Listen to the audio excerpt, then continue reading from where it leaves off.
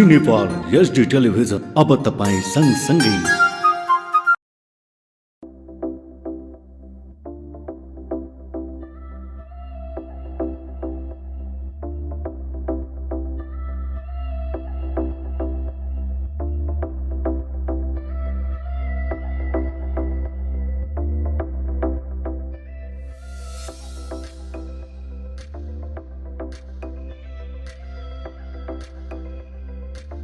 नमस्कार, जी नेपाल एचडी टेलिभिजनको साप्ताहिक कार्यक्रम भविष्यको कर्णधारमा यहाँलाई स्वागत छ।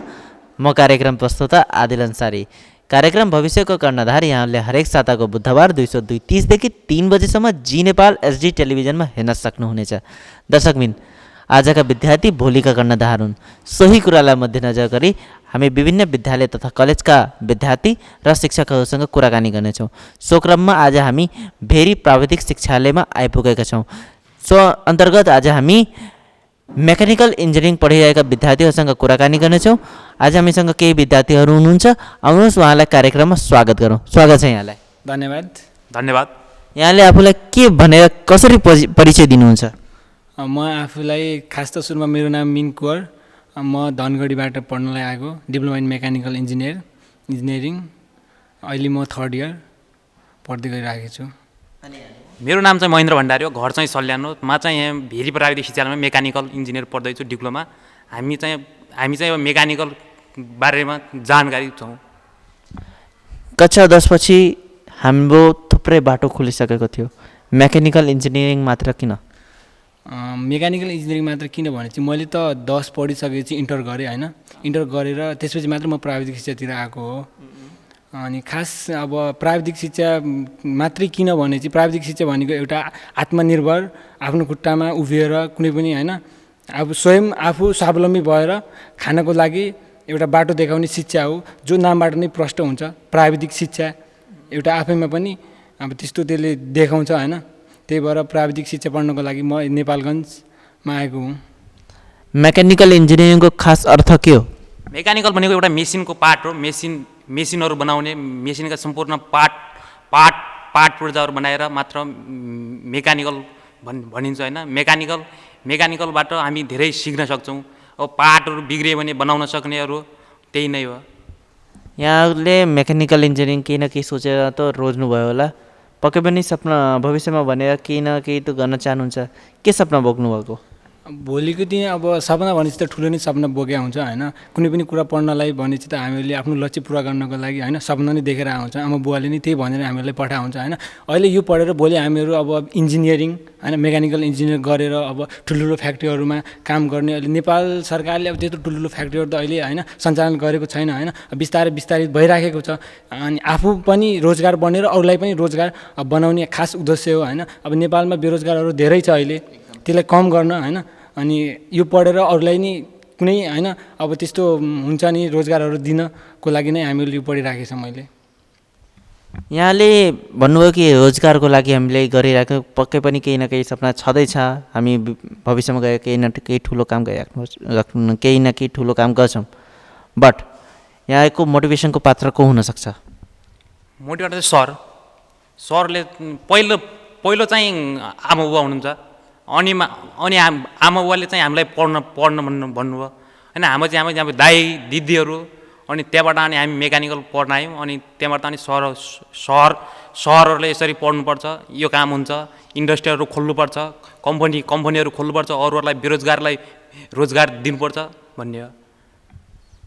यहाँले भन्नुभयो कि मोटिभेसनको पात्र हाम्रो आमा बुबा र सर हुनुहुन्छ। कतिको तपाईँ सन्तुष्ट हुनुहुन्छ यसको यो उत्तरदेखि? सियर किन छु म त होइन सन्तुष्टि नै छु। किनभने सुरुको पात्र भनेको आमा बुवा हो होइन। आमा बुवाले यता हामीलाई पढाइसकेपछि होइन, हाम्रो यहाँ अहिले शिक्षालयमा आइसकेपछि हाम्रो केयर जो हुन्छ नि, सरहरूले पढाउने तरिका होइन, बोल्ने तरिका, हामीले पढाउने तरिका, सबै कुराहरूमा नि हामी एकदम सन्तुष्टि। अब शिक्षक लगायत हुनुहुन्छ नि हाम्रो आमा बुवा, एकदम सन्तुष्टि छु कि। एकदम सन्तुष्ट हुनुहुन्छ। जस्तो कि तपाईँले भन्नुभयो कि मोटिभेसन हाम्रो आमा बुवा र हाम्रो टिचर हुनुहुन्छ। केही न केही सपना पनि बोक्नुभयो होला, भविष्यमा केही गहिरेर पनि हेराउन चाहनुहुन्छ। यस्तो प्रेरणा कहाँबाट आउँछ तपाईँलाई?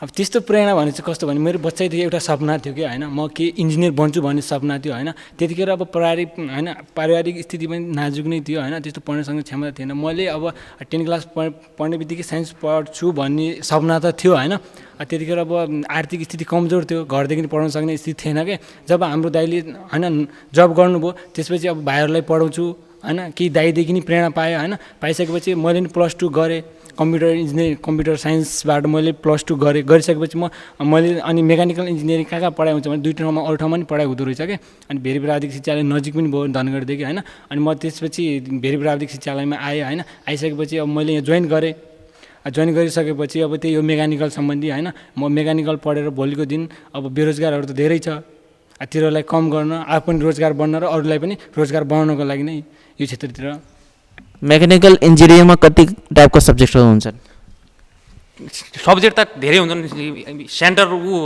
सेमिस्टर बाइजका हुन्छन् सब्जेक्टहरू हामी सुरुमा चाहिँ अब हामी यस्तै साइन्स सेकेन्ड पढ्नुपर्छ फिजिक्स केमिस्ट्री म्याथहरू अनि सेकेन्ड इयरबाट चाहिँ मेकानिकल सेक्टरकाहरू पढ्नुपर्छ अनि त्यही नै हो यो मेकानिकल इन्जिनियरिङ पढेपछि तपाईँको व्यवहारिक जीवनमा यसका पढाइबाट के कुरा लाभ लिइराख्नु भएको छ अब लाभ त अब सबै कुरा नै हुन्छ हामीले अब सानोतिनो कुराहरू भन्ने जस्तै हाम्रो वेल्डिङको कुराहरू हुन्छ होइन वेल्डिङ गर्नेदेखि तपाईँ देखिराख्नुभएको छ लेथ मसिन हाम्रो ब्याक साइडमा छ होइन अब त्यस्तो ठुल्ठुलो मसिनहरू छ यताहरू योगसम्म सबै देखिराख्नुभएको छ अब केही न मैले भोलिको दिन होइन यो सेक्टरबाट गएर होइन मैले अब हुन्छ नि अब सरकारी स्तरमा जागिर खान नसके पनि मैले स्वयं आफू होइन आफूले कुनै ठाउँमा अब कुनै पनि अब होइन जस्तै ग्यारेज खोलेर अब हुन्छ नि यो लुब्रिकेटहरूको बारेमा एउटा कम्पनी नै खोलेर हुन्छ नि यस्तो खोलेर आफू पनि रोजगार बन्ने अरूलाई पनि रोजगार दिने गरेर नै मैले सिकिराखेको छु जस्तो तपाईँले भन्नुभयो मैले व्यवहारिक जीवनमा यो ठुलो गएर कुरा गर्छु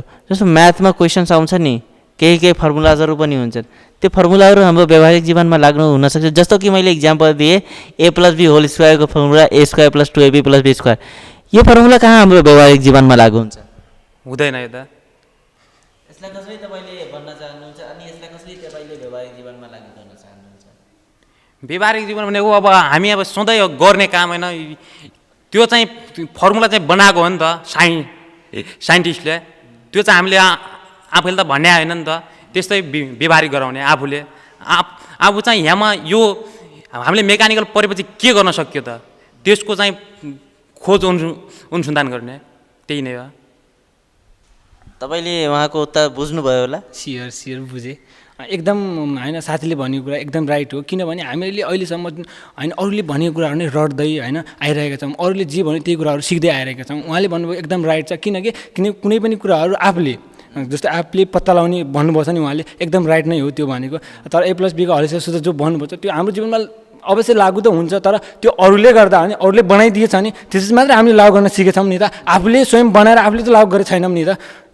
एकदम म त्यही भएर सहमति छु कि साथीले भन्ने कुरामा जी नेपाल एचडी टेलिभिजन मार्फत यहाँले आफ्नो भाइ बहिनीहरूलाई के सन्देश दिन चाहनुहुन्छ शिक्षाप्रति खास गरी शिक्षाप्रति के सन्देश दिन चाहनुहुन्छ अब म त के भन्न चाहन्छु भने प्राविधिक शिक्षा भनेको होइन एउटा रोजगारमूलक शिक्षा हो होइन अब सबैहरू आउनुहोस् अब प्राविधिक शिक्षा पढ्नुहोस् म त भन्न चाहन्छु अब मेकानिकल सेक्टरको विद्यार्थी भएको कारणले गर्दा आउनुहोस् मेकानिकल पढ्नुहोस् धेरै ठाउँमा मेकानिकल पढाइ नै हुँदैन अहिलेसम्म भनेपछि नेपालमा 4-5 ठाउँ मात्रै पढाइ हुन्छ होइन अब अहिले अब भविष्यमा मेकानिकलको अब होइन स्कोप पनि राम्रो छ कम्पनीहरू पनि खुल्दै गइरहेको छ नेपाल सरकारले पनि धेरै ठाउँमा उद्घाटन गरिरहेको छ अहिलेको होइन सन्दर्भमा हेर्ने हो भने चाहिँ कम्पनीहरू खोलिरहेको छ भोलिको दिन रोजगार बन्नलाई सजिलो छ त्यही भन्न चाहन्छु एचडी टेलिभिजन च्यानल मार्फत धन्यवाद थ्याङ्क यू दर्शकबिन हामीले विद्यार्थीहरूको कुरा सुन्यौँ र बुझ्यौँ सो अन्तर्गत विद्यार्थीहरू यदि सफल हुन्छ भने शिक्षकहरूको ठुलो हात हुनसक्छ सो अन्तर्गत आज हामीसँग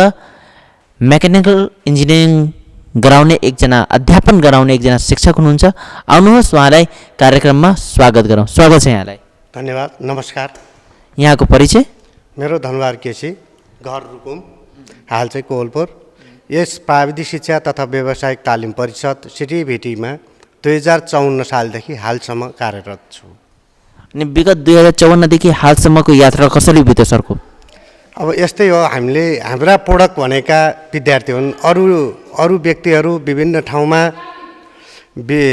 ठाउँमा जान्छन् विभिन्न वस्तुहरू बनाउँछन् निर्माण उद्योगहरूमा जान्छन् वस्तु निर्माण गर्छन् तर हाम्रा वस्तु निर्माण भनेका यी विद्यार्थीहरू हुन्। हाम्रा मार्केटमा बिक्ने भनेका यिनै विद्यार्थी हुन्। हामीले जति राम्रो यिनी विद्यार्थीहरूलाई शिक्षा दियौँ त्यति नै यिनीहरू राम्रो मार्केट लिने हो। जस्तो खास गरी मेकानिकल इन्जिनियरिङमा अहिले नेपालगञ्जको सन्दर्भमा कतिका विद्यार्थीहरू रुचि राखिराखेका छन्? योभन्दा पहिला अलिकति अरू ठाउँको भन्दा र नेपालगञ्जमा अलिकति फरक छ, किनभने नेपालगञ्जमा मेकानिकलपट्टि किन अलिकति चासो कम छ। यो सायद यो खुल्ला बोर्डरको कारणले हो कि यहाँ किनभने सामान व्यापार मान्छेले आफूले गरेर बढी परिश्रम गरेर कमाउनु पर्छ भन्दा पनि अलिक सजिलो बाटो रोज्छ जसले पनि। यो बोर्डरको कारणले जुन सामान लिने दिने यहाँको जुन व्यापार छ यो कारणले गर्दा किन पढ्ने भन्ने पनि छ। जहाँ चाहिँ समय परिस्थितिले अर्को अर्थ नलागेमा यो ठाउँमा अलिकति मान्छेको चेतना पनि कम भयो कि जहाँ अलिकति पहाडी बस्तीहरू छ त्यहाँका मान्छेको पढ्नुपर्छ भन्ने छ। अलिकति तराईतिरका साथीहरू यहाँका मानिसहरूले चाहिँ अलिक पढ्नलाई कम ध्यान दिने, यहाँ चाहिँ व्यापारै सानैदेखि व्यापार गर्ने भएको हुनाले पढाइमा अलिकति कम रुचि छ, तर बढ्दै गएको छ। जति अहिलेसम्म हामीसँग यहीँका त छैनन् यहाँ पढ्ने, यहाँ बाहिरैबाट आउने हो, बाहिर विभिन्न जिल्लाहरूबाट आउने हो। यहाँ पढेका विद्यार्थीहरू अब कोही घरमा गएर आराम गर्छ, उनीहरूले जागिरीमा चासो दिँदैन त हाम्रो केही लाग्ने भएन, तर जतिले चासो दिन्छ कोही पनि बेरोजगारी छैन। जस्तो कि तपाईँले भन्नु कि विद्यार्थीहरूले रुचा छैनन्, व्यापारको कुरा गर्नुभयो, फेरि त्यसपछि हाम्रो बोर्डरको कुरा पनि गर्नुभयो। अहिलेको विद्यार्थी चाहेका छन् कि चाहेका छैनन् त्यो एउटा बेग्लै नै विषय हो। मेकानिकल इन्जिनियरिङमा जुन आइराखेका विद्यार्थी छन् अध्ययन गर्ने टाइममा उहाँको रुचि कस्तो देखिराख्नु भएको छ? आएका जति त एकदम राम्रो छ, जति आउँछन् त्यति चाहिँ राम्रो छ। अनि विश्वविद्यालयबाट कतिका विद्यार्थीहरू पास गरेर राम्रो स्थानमा पुगेका छन् सर? धेरै ठाउँमा पुगेका छन्। कोही हाम्रो नेपाल सरकारकै उसमा पनि छन्, नेपाल सरकारकै कार्यालयहरूमा, कतिपय एनजिओहरूमा पनि छन्, कति हाम्रा ठुला उद्योगहरूमा छन्, कतिपय हाम्रा उद्योग व्यवसाय आफू चलाएर आफू रोजगार र अरूलाई पनि रोजगार दिनुभएको छ। उहाँहरू आफू व्यवसाय स्वरोजगार प्राप्त भएर अरूलाई रोजगार दिनुभएको छ। एकदमै राम्रो ठाउँ हुनुहुन्छ। धेरैजसो यहाँबाट प्रोडक्सन भएका विद्यार्थीहरूले आफै नै व्यवसाय सञ्चालन पनि गर्नुभएको छ। जस्तो तपाईँले भन्नु आफ्नै व्यवसाय सञ्चालन गरिराख्नु भएको छ। अहिलेको विद्यार्थीमा कोभिड पछिको विद्यार्थीमा के रुचि हेर्नुभएको छ सर? कोभिड पछिको रुचिमा अलिकति केही कमी चाहिँ छ, तर जति यहाँ आउनु भएको छ, जति पढिरहनु भएको छ, छिटो पढ्न हामीलाई अलिकति समयले बर्बाद बनायो भन्नुहुन्छ। यो छिटो सिद्धेर हामी आफ्नो सेटलमा हुन्थ्यौँ भन्ने छ। अब देशै अन्तर्राष्ट्रिय विश्व नै यस्तै छ, हामीले गरेर चाहेर नहुने कुराहरू छ। ठिक छ सर। जस्तो तपाईँले भन्नुभयो कि हाम्रो विद्यार्थीहरूमा अहिलेको सन्दर्भमा हेऱ्यो भने रुचि धेरै नै छैन, तर पहिलाका विद्यार्थीहरू गरिरहेथे। विगत 2054देखि अहिलेको यात्रामा के कस्ता कठिनाइहरू भोग्नुभयो सर? कठिनाइ त सुरुमा भर्खर स्थापना हुने बेला विद्यार्थीहरू पाउँदैन थियो। हामीले गाउँ घर घरमा गएर बोलाउनु पर्थ्यो, यहाँ यस्तो शिक्षा खुलेको छ, यसरी पढ्नुहोस् भन्थ्यौँ। हामीले सस्तो शिक्षा भन्थ्यौँ। त्यसपछि बिस्तारै यो संस्थाको नाम चर्चा परिचर्चा भयो, सबैले थाहा पाउने हुनुभयो। त्यसपछि साथीहरू आउन थाल्नुभयो, विद्यार्थी भाइ बहिनीहरू। अहिलेसम्म त एकदमै राम्रो छ। अहिलेका विद्यार्थीहरू थुप्रै पढाइका प्रेसरले अथवा भनौँ नि थुप्रै कुरामा आबद्ध भइराखेका छन्। जस्तो कि सुसाइडसम्म अटेम्प्ट गरिराखेका छन्, लागु होस्टलमा पनि परेका छन्। त्यस्ता विद्यार्थीहरूलाई के सन्देश दिन चाहनुहुन्छ सर? त्यस्ता विद्यार्थीहरू पहिलो कुरा त प्राविधिक शिक्षामा आउनु पर्यो। त्यो जुन उहाँहरूले सोसाइ गर्नुभएको छ त्यस्ताहरू चाहिँ बाहिर जुन साधारण शिक्षा हासिल गर्नुहुन्छ त्योबाट रोजगार प्राप्त छैन, अनि त्यसपछि उहाँहरूलाई आत्तिने काम हुन्छ। तर त्यो नगरिकन प्राविधिक शिक्षामा आउँ, अनि सिक्दै कमाउँदै गर्ने पनि हाम्रो शिक्षा छ। हाम्रो यस भेरी प्राविधिक शिक्षालयमा एउटा कार्यक्रम सिक्दै र कमाउँदै छ। हामी विद्यार्थीलाई 3 महिना सुरुको 3 महिना यहाँ पढाउँछौँ, त्यसपछि उद्योगमा पठाउँछौँ। उद्योगमा 18 महिनासम्म त्यहाँ तिनीहरू काम गर्छन्। हप्ताको 1 दिन यहाँ आएर पढ्छन्, अनि बाँकी 5 दिन हप्ता त्यहीँ गर्छन्। अनि त्यसको साथसाथै उनीहरूलाई त्यो फी पनि लाग्दैन, फेरि लाग्दैन, फी पनि लाग्दैन। उद्योगले उल्टो महिनामा उनीहरूको काम हेरेर अहिले गएका 2 ब्याच चलायौँ हामीले। त्यस्तो खालको शिक्षा 14,000 15,000सम्म दिएका छन् त्यहाँ काम गरिराखेका पढिराखेका छन् काम गरिराखेका छन् तिनीहरूलाई राम्रो तर त्यो आफैमा भर पर्छ मैले काम गरेँ भन्दैमा दिने कुरो भएन उनीहरूको आफ्नो चाहिँ इफिसियन्सी देखाउन सक्यो भने उनको इमान्दारिता देखाउन सक्यो भने उद्योगहरूले जसले पनि लिइदिन्छन् जति पनि पैसा दिन्छ त्यस्ता विद्यार्थीहरूलाई तपाईँले के सन्देश दिन चाहनुहुन्छ जुन चाहिँ लागु औषधमा पढेका छन् र सोसाइटीसम्म पनि अटेम्प्ट गरिसकेका छन् त्यस्ता विद्यार्थीहरूलाई तपाईँले के सन्देश दिन चाहनुहुन्छ उहाँहरूलाई चाहिँ आत्तिनु होइन जो पनि मान्छेले त्यो गर्ने भनेको आत्तिएर हो त्यो एउटा एज फ्याक्टर पनि हुन्छ त्यति बेला त्यो एज फ्याक्टरलाई चाहिँ एकदम संवेदनशील भएर गार्जेनको निगरानीमा राम्रोसँग गाइड गर्दै आयो भने उहाँहरूले त्यो गर्नुहुन्न र प्राविधिक शिक्षामा आउनुभयो भने प्राविधिक शिक्षा सिकिसकेपछि उहाँ केही न केहीमा रोजगारमा संलग्न हुनुहुन्छ केही न केही कमाउने आय स्रोतमा संलग्न हुनुहुन्छ अनि त्यतातिर उहाँहरूको मन जाँदैन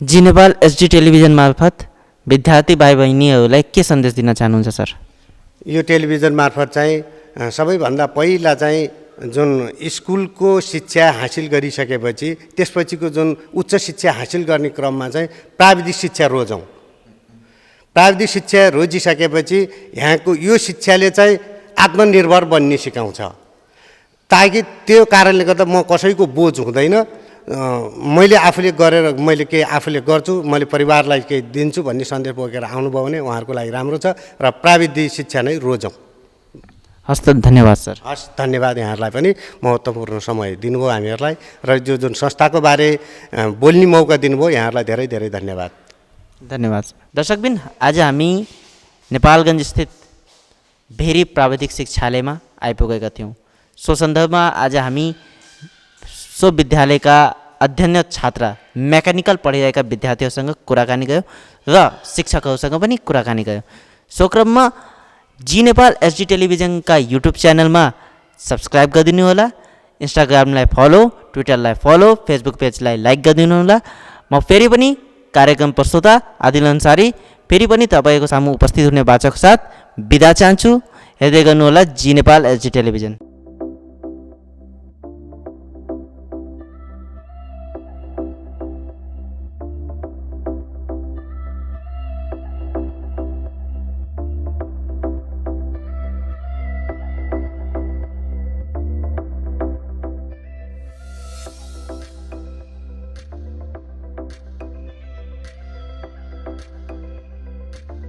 नमस्कार